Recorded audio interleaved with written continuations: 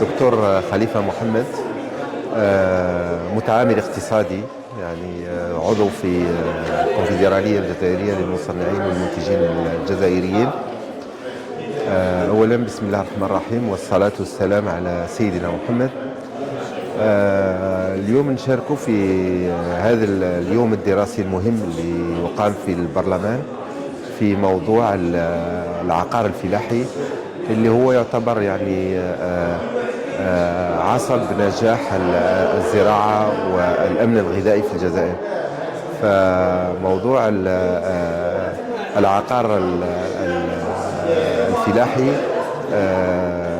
طبعا متعرض لعدة مشاكل، خاصة المتاجرة في العقارات الزراعية. فأظن أنه المقاربة اللي لازم تكون موجودة هي أنه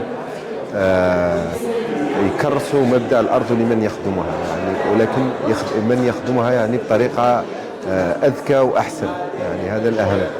فالآن احنا نشوفوا انه العقارات توزع على اساس ملفات، يعني اي انسان يجيب ملف، اللي يدير ملف مليح هو اللي ياخذ الارض.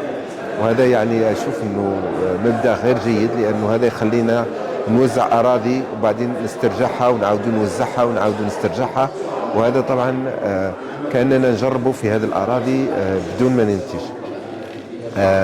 انا نشوف انه لازم ندي الأرض مرة واحدة عن طريق مكاتب دراسات تكون معينة، ويكون يعني الالتزام واضح، ويكون فيه طبعا وراء ذلك عقوبات إذا الإنسان ما التزمش بالاستعمال تاع الأرض مثل ما التزم بها.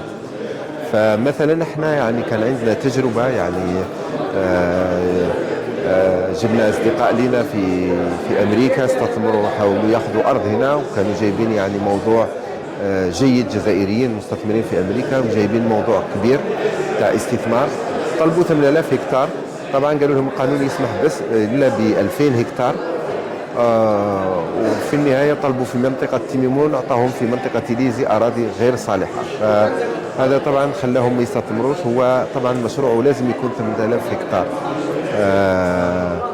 عندنا مشاريع كثيرة يعني وفي أفكار كثيرة لتنمية الزراعة الذكية، خاصة يعني اللي هي يعني تضمن الإنتاج بطريقة علمية ومدروسة ومهمة جدا.